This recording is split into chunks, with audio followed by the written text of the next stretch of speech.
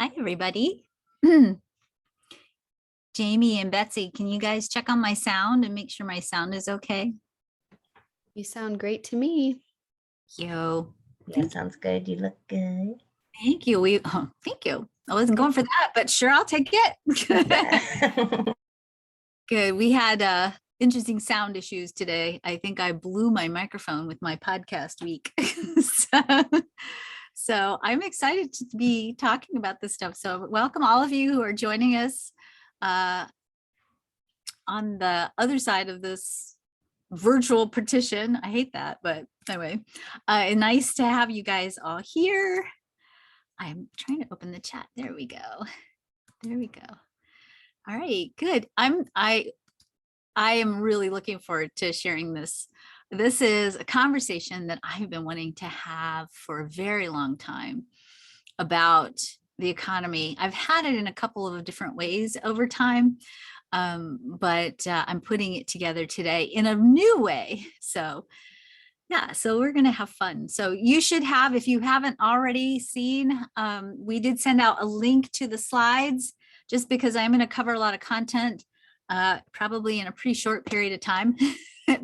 And I wanted to make sure that you had the slides if you wanted to go back and review the content.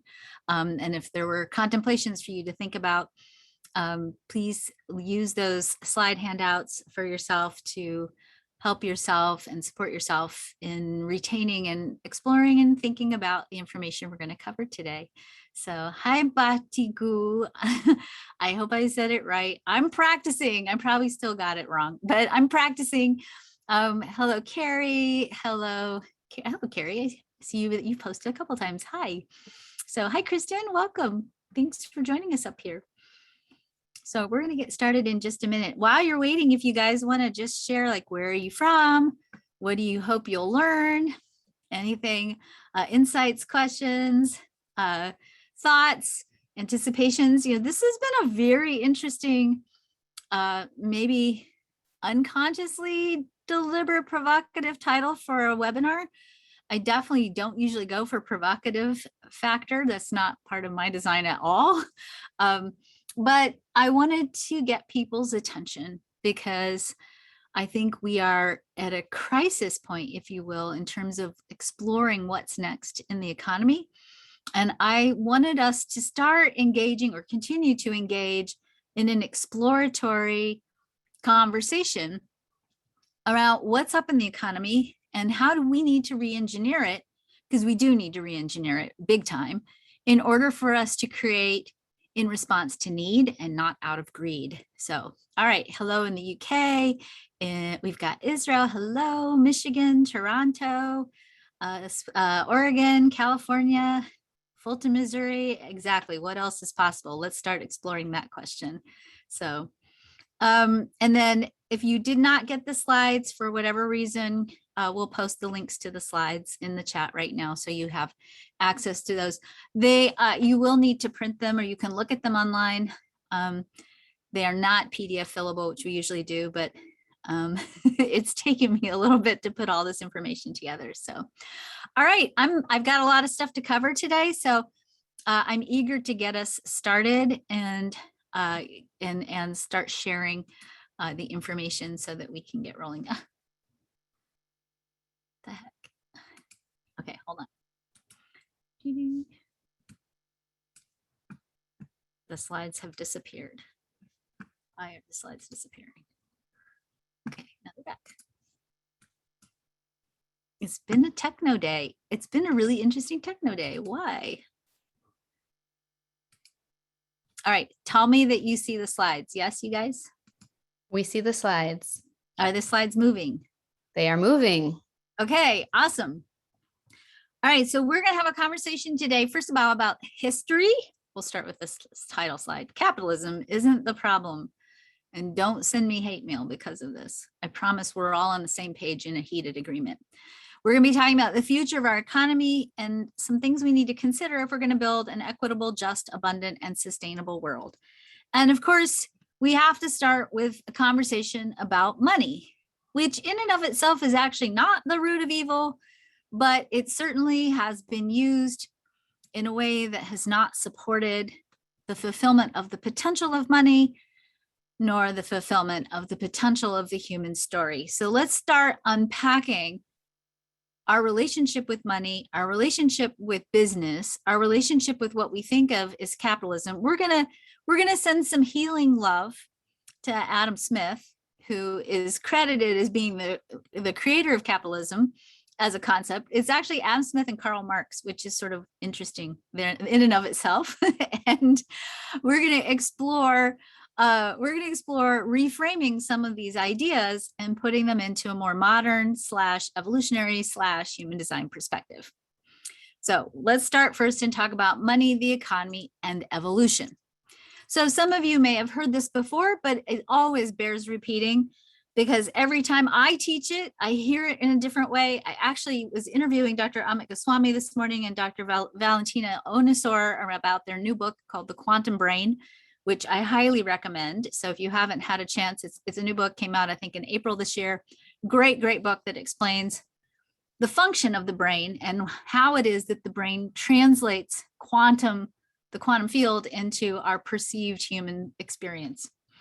So as I go through this, I'm always rethinking it from different perspectives. So even if you've heard it before, I want to invite you to sit back and think about it, what I'm going to say. And I really want you to think about this in the context of business. And I really want you to think about this in the context of consciousness, because what we experience in the material world is really an artifact of the evolution of consciousness. Even the changes or the manifestations of the human design body graph is just an outpicturing of consciousness and the way in which our individual and our collective human story engages with the quantum field. So we're going to start today by remembering that Newtonian physics, which was actually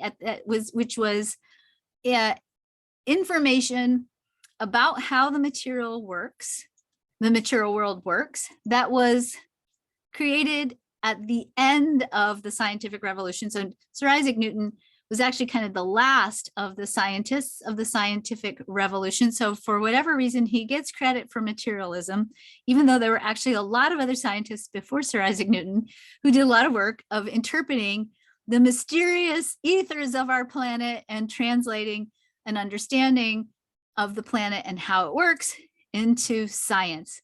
But we ended the scientific revolution with Sir Isaac Newton.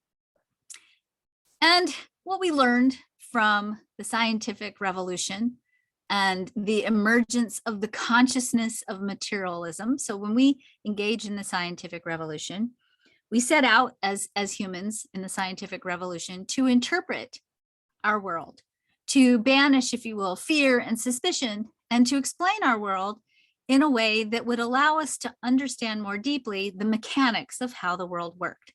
So all of these scientists over hundreds of years did all of this research.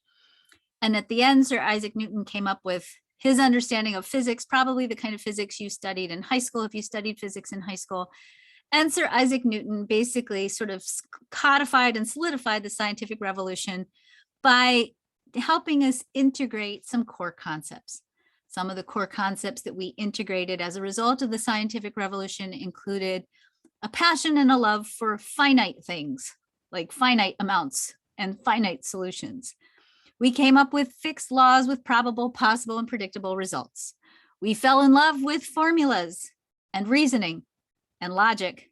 We thought we understood nature and natural law, and we became compelled to only embrace certainty as a way of thinking. Now, remember, this isn't Sir Isaac Newton's fault or Galileo or anybody else's fault.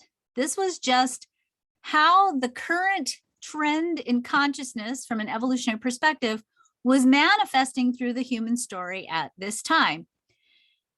This materialistic understanding of the world got translated into not just science, but we started to apply formulas everywhere, including to the economy, including to the way in which we constructed our workforce, including how we built production lines and we created industry. And in this materialistic consciousness and way of doing business, we established material value, mostly money, material value, as the metric of success in business. Mostly money, not only money, but mostly money. Now, evolution, first of all, when we look at the cosmos, when astrophysicists look at the cosmos or quantum physicists look at the cosmos, the imperative of cosmos is to move towards complex, unified, coherent systems. And we, as elements or aspects of consciousness, which is really what we are as human beings, we're holographic representations of consciousness in little human bodies being operated by brains that are really, really good at translating the idea that we are somehow separated from everybody else because we have skin in these bodies. And we don't realize that as we create and move through the world, we're A, unified, B, evolving towards greater states of complexity, and C, designed to be living coherently, meaning we're designed to be creating from a place of abundance, love, and sufficiency and expansion, which is actually kind of how the cosmos works. So evolution is the imperative of consciousness and is possibly, probably, definitely, if you ask any evolutionary biologist, a little bit more deliberate than what we were taught in school. Probably the most deleterious thought, the most dangerous thought that came out of not so much the scientific revolution a little bit later, but sort of fit right in with material consciousness, was the interpretation of Darwin's work. And let me be really clear, Darwin didn't really even stand behind this, so let's not blame Darwin either. But the interpretation of Darwin's work and sewing up the entire body of his observations in the pat little phrase that says, survival of the fittest, right, is the way in which we evolve. We now know, evolutionary biology now knows pretty clearly that's not true. That's not true. So let's be really clear that survival of the fittest and Darwinian evolution really doesn't hold up to water, and you probably will have to look very hard to find a good evolutionary biologist of any repute who will defend Darwinian evolution. So we are in the midst of a giant surge forward in the evolution of consciousness. This emergence of a new way of thinking, a new way of creating, a new manifestation of consciousness was heralded by what I call the quantum era.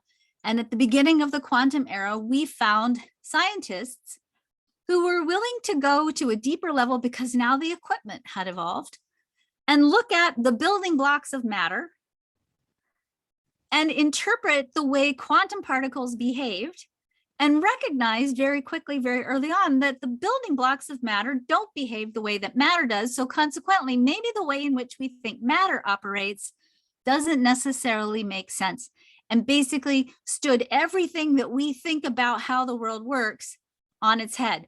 And we're still trying to figure all of this out. We're still trying to figure all of this out. And it's a very, this phase of our consciousness is still emerging, and we're knee deep in the thick of it right now. This quantum era heralded a shift in consciousness and a shift in the way in which we think. So if we go back and we look at quantum physics kind of starting in the late 1890s, not 1890s, definitely not in the 1980s, right? That was just bad hair. Okay. So, and then in the 1890-ish, in the mid to late 1800s, early 1900s, we saw quantum physics sort of be recognized as this official body of science. And then in hand with that, we started to see this consciousness percolate into the world. And in the 1920s, we saw the emergence of people who really started to think quantumly, if you will.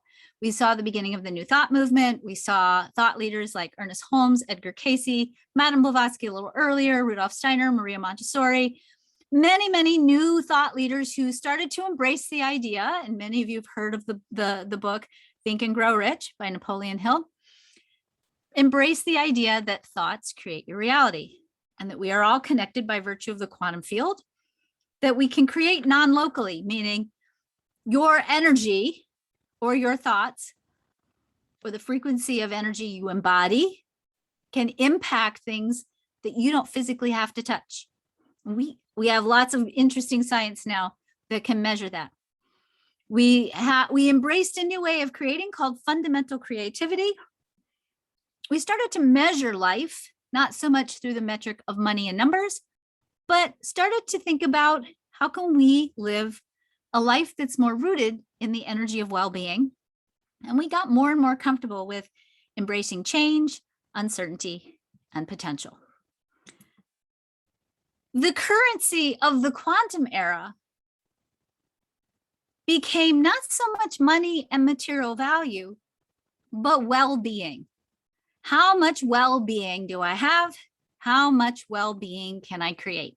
And as we start exploring what's going on in the economy and what do we need to shift and change so that we can build a just, equitable, sustainable, peaceful world, and our economy is an essential part of that, a thriving, living, creative part of that, we have to start looking at changing the metrics that we use around success or the currency that we use in business. So we've been using money as the metric in business and success. We are shifting now towards well-being, quality of life. And personally, I think this is a big reason why right now we have a great quitting cycle in our workforce. We see people who are leaving their jobs in record numbers because they don't want to be mistreated anymore, because they're looking for a quality of life, or they've been home with their kids for years now, thanks to COVID, and they want to keep it that way. They've discovered that maybe there are other things that they value more than the metrics of money. So in order to create well-being, we have to be well, we have to live well, and we have to share well-being with the world. And this becomes, in this modern era, this becomes the new pathway to creating success in business. And I'm going to unpack this more for you in greater depth over the next little bit. So let's talk about the shift, if you will, in these eras between the material era and the quantum era, or the materialistic economy and the quantum economy, through the lens of human design and the solar plexus mutation. So I have to start again back with the history of what's been happening. So as consciousness was evolving through the human story, the human design chart itself went through a major change in 1781. In 1781, the human design energy field split from being the 7-centered energy system to the 9-centered energy system. And this shift from 7 to 9 beings actually sets us up for another big shift that's getting ready to happen in 2027. Now, note the timing on this. So 1781, this was after the end of the scientific revolution. So all this changes in the way in which we think started, all the stuff that set us up to change the way in which we think. So let's think pre-scientific revolution. We didn't have a lot of control over our lives. We didn't have a lot of sovereignty over our destiny. We didn't really understand the way in which the world worked. So there was a lot of fear and suspicion and superstition. As the scientific revolution unfolded, we began to understand the world differently. And at the end of this shift, the chart itself changed to be able to better process these shifts and changes in consciousness that we had been experiencing through our third dimensional reality over a couple of 100 years. We're in the middle of another shift. We're actually at the tail end of a global cycle, getting ready to move into a new global cycle in 2027, meaning that we've been in the last 200 years, especially, undergoing a new surge, a new change, new work, new understandings, new scientific interpretations, and other kinds of interpretations. We've been going through a big shift that's going to show us that we're about to make big changes in the way in which we live and create in the world. So what we had emerging in this change from 7 to 9 centers, we had the emergence of, or rather a split from the heart chakra into the G and the will center, and a split in the solar plexus chakra. And we had the emergence of the spleen and the emotional solar plexus. Now, I'm not going to go too deep into all the mechanics of the shift and the changes in the chart. If you're interested in that, or you want to learn more about it, I have written a book about it called The Quantum Human.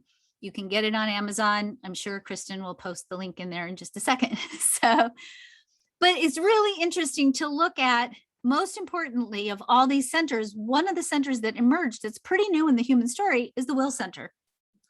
The will center is the center that translates value on the material plane in its mundane definition. So we look at it, you know, we say this a lot of times in traditional human design, oh, it translates value on the material plane. Yes, and it's more than that. We call it sometimes in human design the ego. It's the place where the individual, individuated aspect of the divine that is you lives in service to the higher good, to your higher self or the greater good. And we'll unpack that as we go through.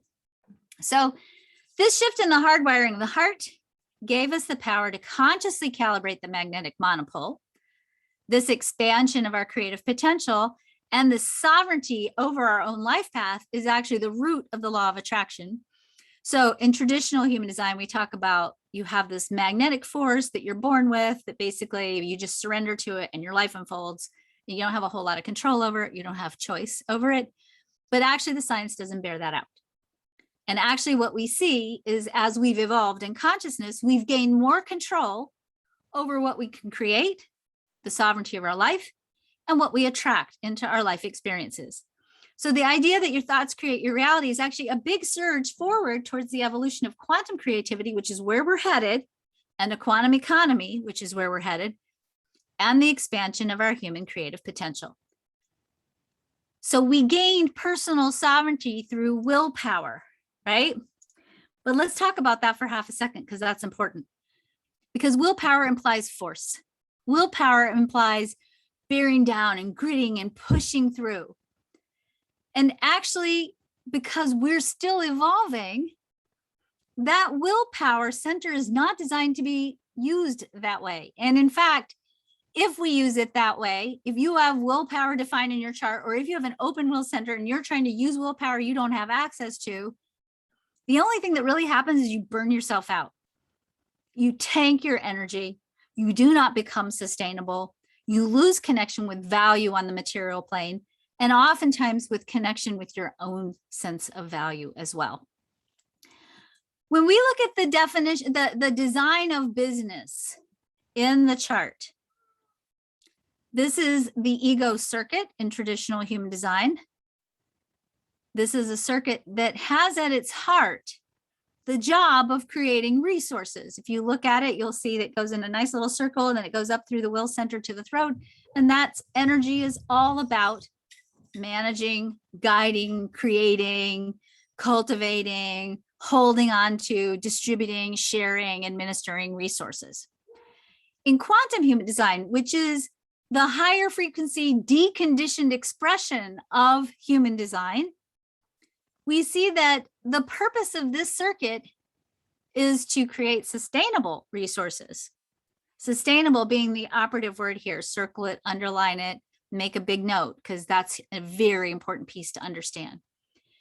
The purpose of this circuit is to create communities and tribes, although I'm not sure that's the right word, but communities and groups of people that align around the idea of sharing, contributing, aligning, and peace. War is not the highest expression of this circuitry. Fighting and fighting for your share is not the highest expression of this circuitry. At the heart of this circuitry, we see contracts and businesses that feed the masses or provide resources to the masses, and alignment with the energy of well-being. We just haven't done it yet. It's not that there's a problem with the economy, it's that we haven't actually maximized the potential of the economy yet. So the mastery of this particular circuit involves the ability to respond to the right need at the right time to create sustainable value and to share resources. The unbalanced expression of this circuit is letting fear and lack create overwhelm and the misuse of power and resources. So I want to just take a pause there for a second and say, for any of you who sent me emails concerned about my espousing the virtues of capitalism, I want you all to know that the way in which we are experiencing capitalism, if you want to call it that, in our culture right now, is absolutely the shadow / unbalanced expression of the potential that we have to live in an economy that is sustaining, just, equitable, and abundant for everyone. It's designed to be for everyone.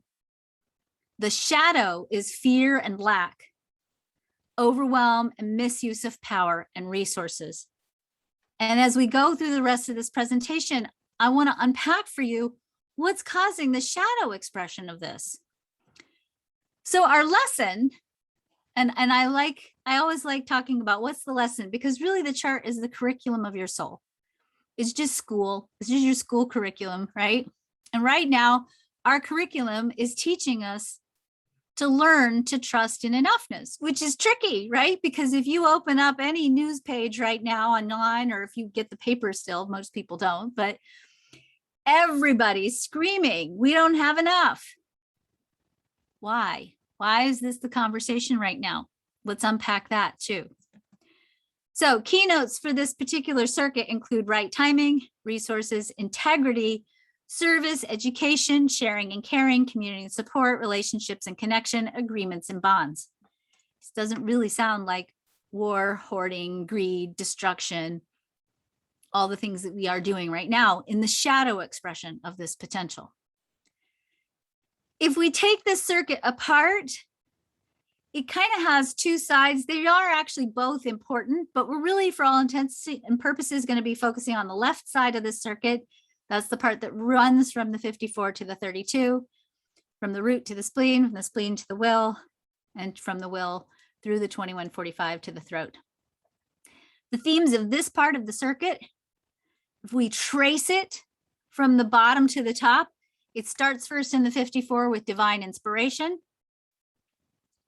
and ambition, which, by the way, when did ambition become a bad word? What if ambition is just the endurance to be able to hold on to a dream or a vision? Unfortunately, the shadow of ambition is like, being out of integrity with how you move towards that vision. It involves transforming the patterns of the past and getting out of fear and pain because those patterns don't work anymore, transforming those patterns into something that is beautiful and is of greater value and confers power upon people. And from that, then transforms the fear and the pain into something of greater value. So the purpose of business is really I'll skip this one. The purpose of business really is, okay, there's a lot of themes here. Let me go through these. So then the second theme is intuition, using sales and marketing as a way of transmitting truth and integrity, is a way of, in the shadow, overcoming lying and falsehoods, including the lies and the falsehoods that keep you stuck in patterns that cause pain and fear. It's about creating material gain in exchange for service, high integrity service. It is about money. So let's not make money the bad guy, because money is not the bad guy. It's just not the goal of business. It's about teaching. It's about history. It's about allocation and management of resources. It's about power. It's about ego, sacrifice, and service, but not martyrdom in its highest expression. Sustainability, rest. Rest is in here. Healthy economies have rest built into them. Endurance and will. And that will is the will to do the right thing, even if in the moment it seems scary. So the root of business success, if we look at this circuitry, isn't about your education, how much capital you have access to, business techniques, plans, and strategies. When I teach coaching programs, this is the part that really my clients, oftentimes my coaching students, struggle with a lot, because I always start with, what's your purpose? What's your voice about? What are you here to serve? Who are you here to serve? And we don't ever start with business techniques, plans, and strategies, because those do not determine your success. If you have success with a business technique, plan, or strategy, it's just probably a fluke. It's not going to be sustainable. You have to have a good, strong connection to your heart to be successful in business in the new economy. It's not about your ability to use sales formulas. It's not about marketing. It's not about high-end clients, not about what you wear, how you look, your branding. And let me just throw in, it's also not about your niche. Okay. The highest expression of business, according to the chart, is the manifestation of divine inspiration into form. It is a deep connection to source that you cultivate via intuition and practice that is for the greater good for everyone.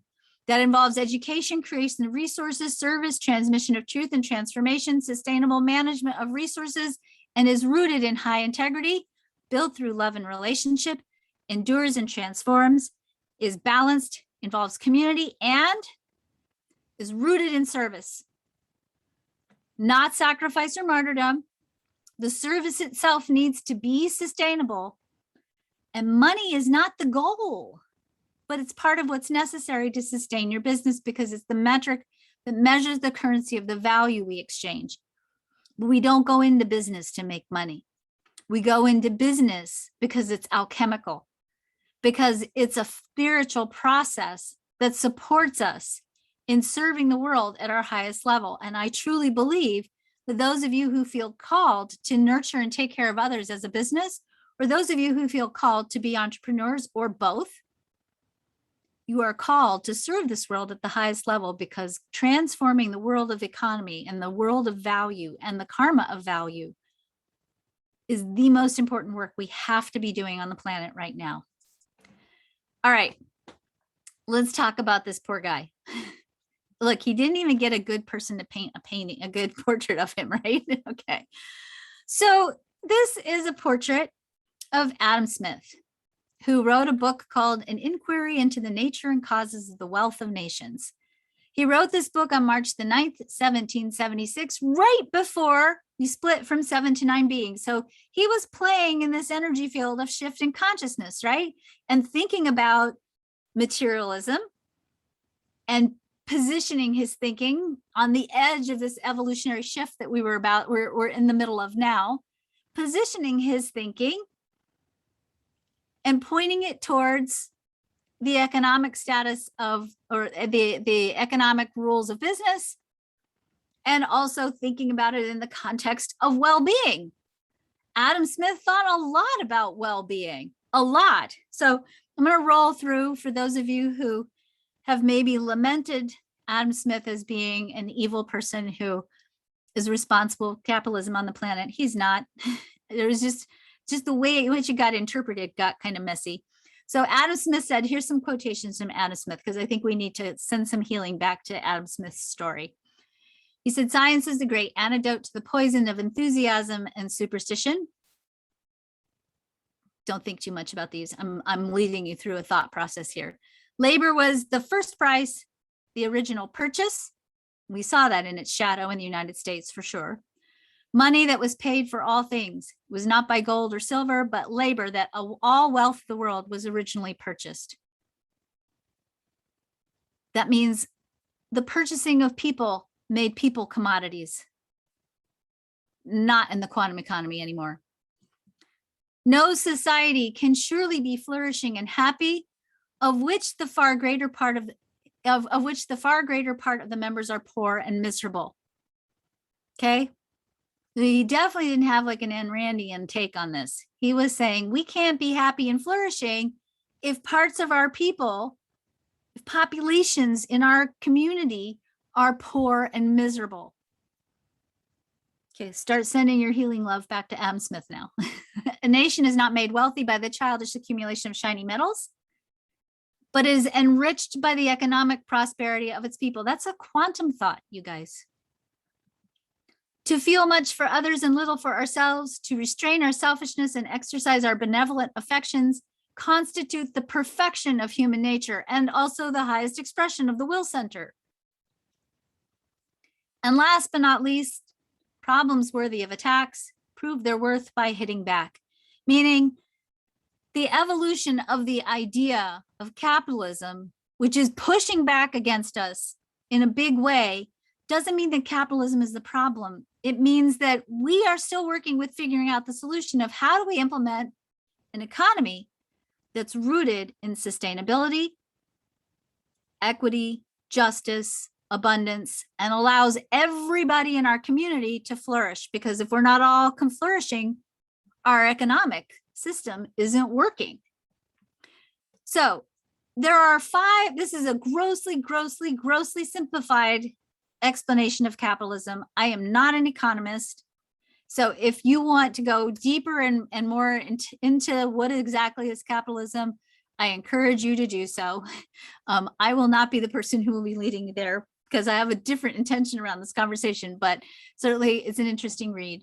So 5 core principles of capitalism include private property, the ownership of property, the ability to cultivate the value in a property, to be able to increase your base for wealth, which, if you know anything about the way in which the world works right now, even here in America, this is not happening. Private property is still a pretty exclusive experience.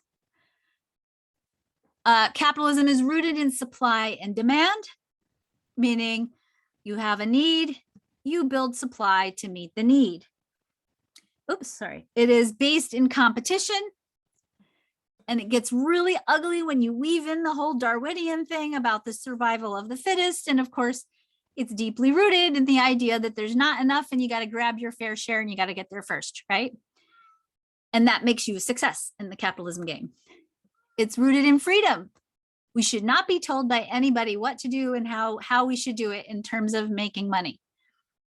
We're not doing that anywhere in this country, in America. And I don't think there's really anywhere else where that's happening either yet. There's a whole principle called Laissez Faire in the economy of capitalism that says basically hands off, let business people do what they want to do. And I actually think that can work, but we have some other things we got to do first. And it involves incentive. And that incentive is multifaceted. But at the heart of capitalism, the incentive is when you do well in your business, everybody benefits. That's the incentive of capitalism, which again, I also think is actually a good idea, but we have to do it right. The problem here is not so much capitalism as this. We're still got training wheels on our understanding of how to work with this will center. Okay, we are pushing with will, and we have not defined value and what is valuable, including ourselves and each other. We have not defined that value in a way that builds a sustainable economy. In fact, I would argue that the reason why this economy is not sustainable is because it's being run by people who question their value and are using the economic status or the economy itself to try to prove their value to the world. All right, so here's what happens. When we get out of integrity with our self-worth, with our own value, we actually experience it in 5 core ways. So the first way, I call it prime. I'll go through these in just a second in greater detail. So the first way that we get out of integrity is we get out of physical integrity. So if you question your value, if you don't feel like you have value, if you have low self-esteem or low self-worth, one of the things that's going to tank in your life is your physical integrity. We see that the energy for your immune system, the thymus, where we make B cells and T cells, actually lives on the gate 26. When we get out of integrity with ourselves, with our value, it actually causes us to oftentimes experience a breach in our physical integrity. Our bodies no longer support our workforce energy, and we have no choice but to rest, often at a great cost to our well-being. By the way, the secret code word for this is called burnout. If you watched my TED Talk, in my TED Talk, I talked about the relationship between getting disconnected from your true sense of worth and your right place in the world. That when you have any experience in your life, any experience, event, or perception that causes you to lose connection with your value or your right place in the world, you put your body at risk for having struggles with well-being. You also fail to do the things you need to do to make sure your body stays healthy. The second thing that happens is when we struggle with self-worth, we have a breach in what I call resource integrity. meaning we don't commit resources. Sorry, we'll either commit resources we don't have. That's called debt and overspending in an attempt to prove our value to others. This is a very slippery slope. And isn't it weird if you really think about this? And I know I've been obsessing about this for the last few weeks, but I'm in the middle of trying to buy a house. Your entire worth in the marketplace in the banking industry is determined by your ability to sustain debt. That's called credit worthiness. How really messed up is that when you really think about that? Like, don't try to think about it too hard because you won't sleep because you'll be wondering like, what is going on this planet? Okay. When we don't value ourselves and each other, which is a direct impact, which is a direct result of not valuing ourselves. When we don't value ourselves, we don't use our resources well. We overspend, we hoard, we fight for what we think is more than our share because we're not enough. So we have to overcompensate by creating more than enough or trying to prove our value in weird ways by buying handbags and shoes or whatever that we really can't afford because it makes us look better. The third, and of course, let me just not even talk about planetary resources, right? We don't use the planetary resources sustainably because we're afraid we won't have enough or we aren't enough, or we have to seize power, which is a shadow expression of the will, by taking control over resources. Identity integrity. A breach in identity integrity happens when we believe that we can't make money being authentic. So we do something that's out of integrity with who we really are. And by the way, that's the fast track to burnout. And here's the thing about, let me just say this because this is so important.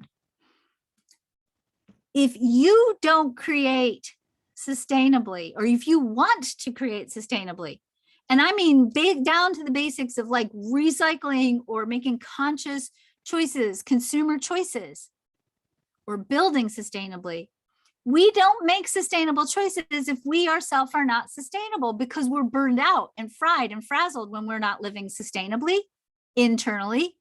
And so we're not making thoughtful, deliberate decisions. We're just pushing the button on Grubhub because we're too tired to cook. And while, yes, you're supporting a restaurant, you're also using a whole lot of plastic and sometimes really not eating that healthily, right? Because we can't make sustainable choices when we're tired. It takes deliberate and conscious awareness to be sustainable. It takes a practice. It takes discipline. It takes self-regulation. And when you can't live that way, it's hard to build a sustainable economy.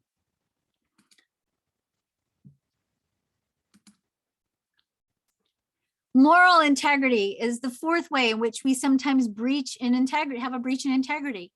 We get a breach in moral integrity when we feel that we have to violate our values to make money. If we think, oh, there's not enough. This is my mom with coupons, right? And the woman is like, she's addicted to coupons, you know? If we think we are not enough or there isn't enough, we're going to rob, cheat, steal, sneak, break the rule, be under the table, whatever we have to do to try to get what we perceive as our fair share around our value. And last but not least, we get out of energetic integrity. A breach in energetic integrity happens when we're exhausted and burned out, and we have to work instead of rest because we can't afford to rest. Or we commit energy that we don't have in an attempt to prove our worth. This is where hustle comes in, you guys. When we're hustling, we're getting out of energetic integrity because somewhere along the way, we learned our value is determined by how hard we work. And if you understand quantum physics, yeah, sometimes you got to do stuff on the material plane, but you also have to have time to kick back and be. And to balance that being with that doing, do, right? Because we also create on a maximum level, non-locally and not on the physical plane. And that's quantum physics, and that's quantum creativity, and that's the root of a quantum economy. The cure? We have to heal the collective karma of self-worth. We have to heal the collective karma of self-worth. That means each and every one of us as parts of a whole have to do our work of healing our own sense of value first, and then doing our work, helping others do the same. When we have a healed sense of self-worth, when we are using this will center appropriately, when we are dropping into a deep connection with our personal enoughness, when we live from enough energetically, we embody enough. And when we embody enough, it actually creates enough, because we embody a field of information, a field that is in formation, that informs the cosmos that you are living in the field of enoughness. So what you create is enough. When we create enough, we are also creating from a place of a connection to our right place and our right space. That's your healed self-worth, your unique, vital, and irreplaceable role that only you can play in the world. And it is a manifestation of not only value, but love, because the nature of the universe that you embody is love and loving. Love lives in the G center and the will center, the heart chakra. Love as a metric is infinite. Therefore, your enoughness becomes infinite, i.e. sustainable. This removes us from binary consciousness, meaning we're no longer thinking about things in contrast, this or that, but we're thinking both and more. And we are now juxtapositioning our consciousness, or rather we're removing ourselves from the juxtaposition of consciousness in lack versus abundance. When we heal the collective karma of self-worth, we also redefine abundance so that we're not overcompensating for our perceived lack of enoughness.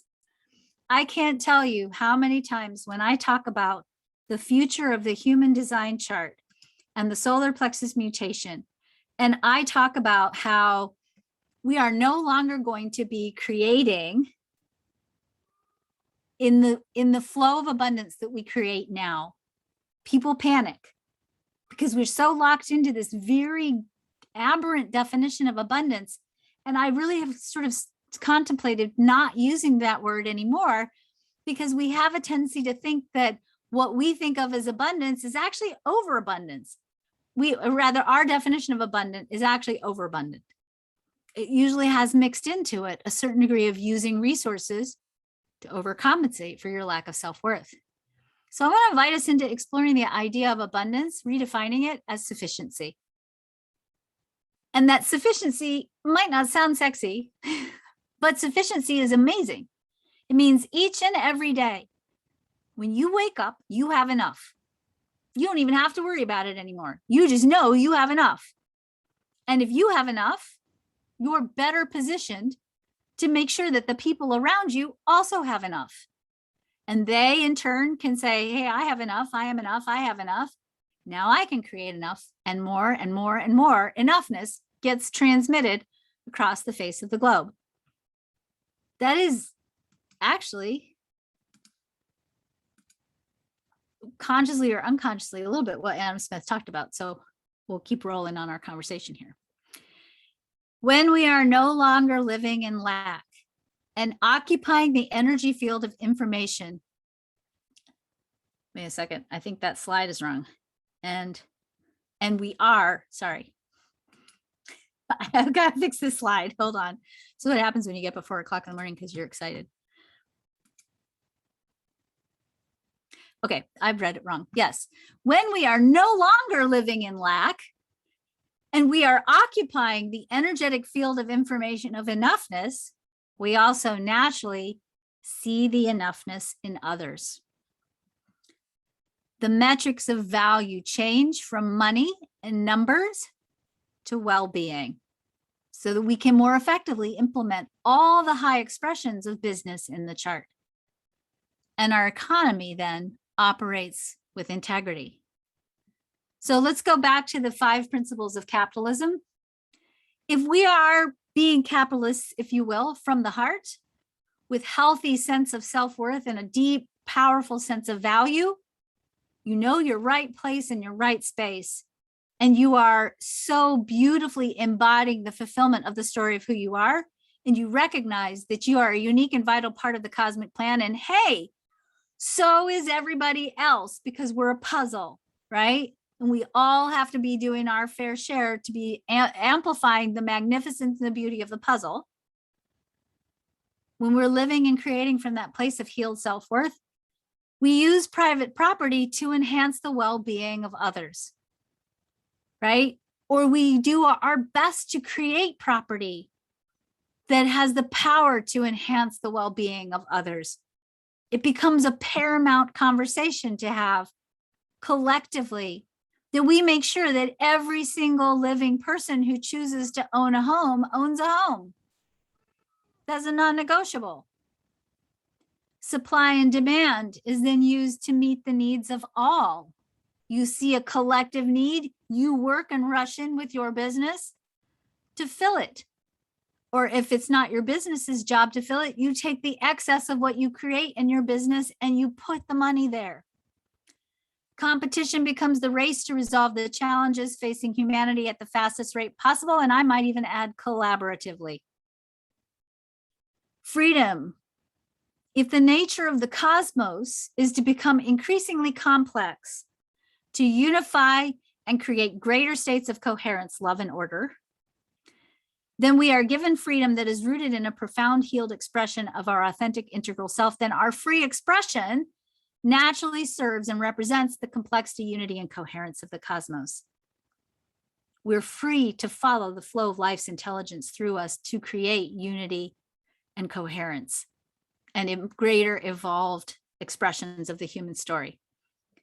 And the incentive then becomes the natural force that moves business towards creating success that enhances well-being as the new metric of success and profit. And so if you're familiar with the doctrine of Adam Smith, he talks a lot about the invisible hand, that somehow magically when businesses and people in business are fulfilling their destiny for their business, that magically everything clicks into place and we have a society where everybody has enough. I believe that that invisible hand that Adam Smith talks about is compassion. Because when you are standing in your value and you see someone who isn't, you can't help but want that for them too, to be able to lift them up, to bring them into alignment with their value. Because you understand that each and every human being, sentient being on the planet plays a unique and vital, irreplaceable role in the puzzle that is the unfolding of life's evolution and the beauty of the human story. So, one more thing that I want to add before I go through my manifesto instead of Karl Marx's manifesto, okay? In the 2027 solar plexus mutation, the chart is getting ready to change again. And part of what's happening in this shift is this channel, the 5027, connecting the sacral to the spleen, gets added to the business circuitry. So we call this the quantum business circuitry. It's actually called the material circuit. And what this addition of this channel shows is that the business side of the ego circuit, the channel adds the channel 5027, which is called the channel of sustenance. This gives us the potential for building an economy rooted in love and integrity that is driven by a desire to feed and nurture people and to amplify the quality of well-being for all. The drive towards creating well-being in businesses is going to go up, not down. Even though right now we're still looking at an old, outdated equation that says there's not enough. Business then becomes a vehicle for nurturing the world, and profit now becomes measured by how much well-being your business creates for everyone who comes into contact with it. In other words, we all do better when we all do better, to quote the late Paul Wellstone. All right, I'm going to end this with what I like to call my creative manifesto. This is my response to the abuse that stems from the current economy and what we need to do to heal it. I'm going to go through this pretty quickly. I will email you a copy of this when this presentation is over, when I send you the replay. So first, I just have to show you this because this manifesto is incredibly important to me because of this person. This is my oldest grandson, who initiated me into a brand new understanding of the infinite nature of life, and certainly kicked me into an even more passionate place of wanting the world of tomorrow to be sustainable for him and his little brother. We are on the cusp of a creative revolution that will be as transformative as the scientific revolution was hundreds of years ago. This creative revolution is fueled by need, and divine imperative. We are on the cusp of a creative revolution precisely when we are facing a creativity crisis. Creatives will lead the world and build the future. Creatives know how to harness life's intelligence and how to mine it for creative solutions. You can't see the solutions or occupy the information field that is the solution if you don't embody the archetype of the solution first. In other words, you have to be a vibrational match to the solution. You literally have to be the change you want to see in the world. To create abundantly, you must first occupy the information field that is abundance. To create sustainability, you must first be sustainable, and so on. Being creative, sustainable, and abundant, etc., is our natural state. Our conditioning takes us away from this natural state. To become fundamentally creative, deliberate, you have to decondition your situationally creative response. In other words, you have to stop becoming reactive and move towards an intentional goal with clarity and deliberate action. Situational creativity, that's reacting, is in the moment. It's reactive. It's determined by your conditioning. It offers short-term solutions. It's finite. It comes from the conditioned mind. It is the result of thinking and reasoning, and it is consequently reasonable. Fundamental creativity, the end goal here, transcends our conditioning. It often arrives in epiphanies and aha. It comes from infinite source. It is imaginative and possibility oriented. It aligns with cosmic order. It is consequently unreasonable. Sometimes we call it a miracle. Deconditioning involves rewiring the brain, recoding the epigenetic programming, and a creative practice that protects you from being reconditioned and aligns you with life's intelligence. The root of deconditioning lies in clearing the 9 core archetypes, the 9 resiliency keys. And if you want to learn more about those, you can go to my website, quantumalignmentsystem.com. And there's all kinds of videos and information about the 9 resiliency keys there. And of course, when we decondition these 9 core archetypes, we create with integrity. Those 9 resiliency keys are self-trust, empowerment, lovability, courage, authenticity, decisiveness, emotional wisdom, self-worth, and vitality. And of course, we talked about this already. When we are deconditioned, we create with integrity, meaning we're in physical integrity, resource integrity, identity integrity, moral integrity, and energetic integrity. And when we are resilient and create with integrity, we are living in a state of what I call, well, it's a Jewish word, I didn't call it this, anava, meaning we're actually being truly humble.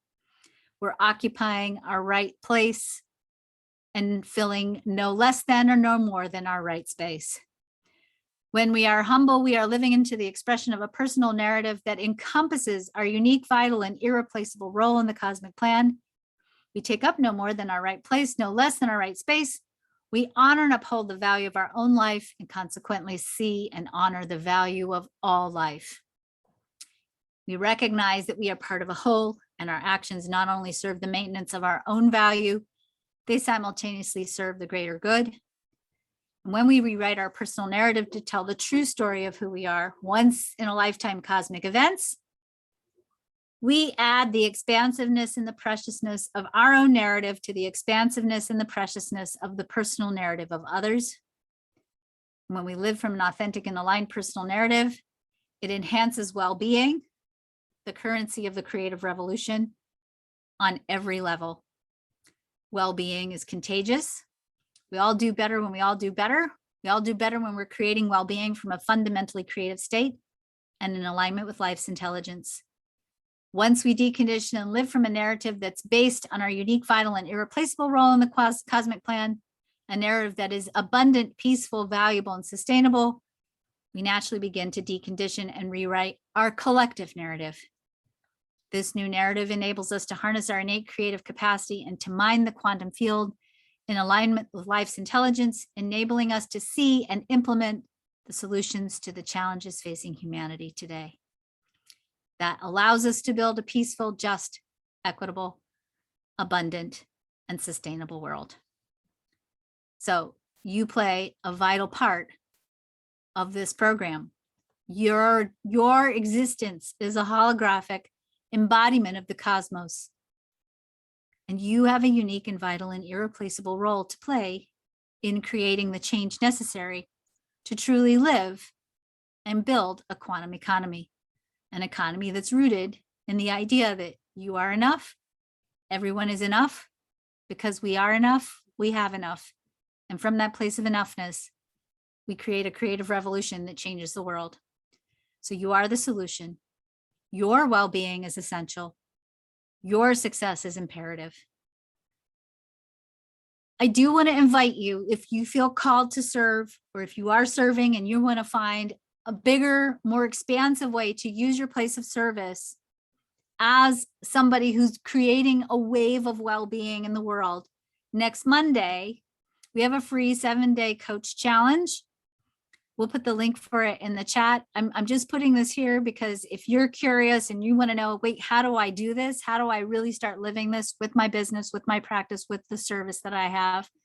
Come join us. We're going to unpack some of that next week in very concrete and grounded ways. So you can get the information you need to really start moving into building a true quantum business in an emerging quantum economy. So I'll leave you with this. In the material era, value is quantified by numbers. The metric of the quantum era is love. Love is not quantifiable. Therefore, it is infinite. All right, that's what I got for you today. I made it in 1 minute short. So, all right. So if you guys have any comments, thoughts, questions, have a little bit of time to answer some questions. Stever, in your question that you asked about the transition of the centers, there's quite a bit that's happening in the shift that's coming in the chart in 2027.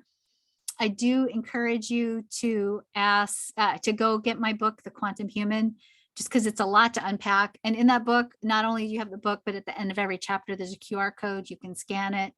And from that, you can watch little videos that go deeper into the concepts unpacked in each of the chapters. So other thoughts, comments, or questions, you guys?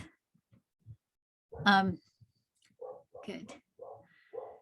I don't know. Somebody want to read the questions to me? I can't see them very well. Sure. Gwen is asking if the quantum human outlines or details the gates and channels as part of the solar plexus mutation, and it does. It does. It goes through a lot of the gates and the channels and the centers that are involved in the shift and different ways to interpret them. So, and as I recall, you talk about the different phases, right, Karen? Yes, absolutely. Yes. We'll talk about the different phases and what to expect. There's a lot of changes in the circuitry, and it really, we also go in that book. I also go through like what might you expect to see in the material world as a reflection of the change and shifts in consciousness. So you didn't have a whole lot of questions, but you have a lot of people saying this was really supportive and definitely a new way of looking at things for them. They're planning to watch it again. Very inspiring. You had a lot of people talking about how they could see clearly how you were mentioning this is the shadow side that we're kind of living in now, but not necessarily the highest expression. I'm not saying. Yeah, no, and I think that's the piece, because I think we are so entrained. So I just want to throw this out here. We're so trained that service is martyrdom, which, by the way, by definition is not sustainable, right? Martyrdom always ends the same way, right? So martyrdom is not a sustainable model. And for us to really engage in a quantum economy, we have to be creating, we have to be creating resources. But the purpose of that creation is not to hoard or to destroy or to do it at all costs. The purpose is to create more, to have more, to share more, to be more, or to be more, to share more. And I think that's essential to understand. And really, going back to poor Adam Smith, he really got that. He really got that, hey, when your business does well, it's good for everyone. But he didn't understand that you have to be doing business in a place of integrity. I mean, remember this will center thing, we're all still kind of new to it. It's a pretty new evolution in the human story. So we still kind of have training wheels on it. We're still trying to figure out, wait, how do we do this? So, and as far as how fast are we going to see the changes, we're in it. We've been in it for 200 years, and so I would say, remember that we had the scientific revolution and it ended like in the 1600s. We didn't get the shift in the chart to the late 1700s. So we're at the tail end getting ready to go through the shift, but we've been laying the groundwork for it. for hundreds of years now. So, this unfortunate state that our economy is in, the global economy, the misuse of resources, as an out picturing of us really not mastering the lessons of the ego yet, we totally can shift it and we totally can change it. I just want to end with this. This morning I did a podcast interview with Dr. Amit Goswami, who's a quantum physicist. I think I shared with you at the beginning of the call. And one of the things that he said is, when you really understand quantum physics, we're not stuck in this story at all. It just takes enough of us to hold on to the idea that there's something else possible. And for us to keep doing this work of healing the karma of self-worth and changing and shifting our point of creation by changing our mindset and our perspectives about what we think is possible. We're not doomed by any stretch of the imagination. And in fact, if you look at the astrology of what's coming 10 years out, we're fine.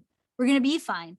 But we're just in this transition point where, we're learning the last final lessons, and this is the last final thrust of this evolutionary cycle, and everything feels chaotic, but the nature of the cosmos is not chaotic. It's about unifying around complex evolutionary ideas in a coherent way. And lack and poverty and abuse of resources and abuse of people is not coherent, and it doesn't match our true nature. So we'll get there. So, all right. Okay. Robin, don't drive until you wake up. So, all right, you all. Thank you all so much for joining me. Thank you, Betsy. Thank you, Jamie. Thank you, Kristen, for holding space with me and for being here. Thank you all for listening. I appreciate your attention and your time. And I hope that you took something away from this presentation that allows you to remember that you are a once in a lifetime cosmic event, and that you have a unique and vital and irreplaceable role in the cosmic plan. And there's nobody on this planet has ever been like you before. There's never been anyone like you before. There will never be anyone like you again. That's pretty darn precious. Don't forget that. Don't forget that. All right. I hope I see you all next week on Monday in the Coach Challenge. See you then. Bye.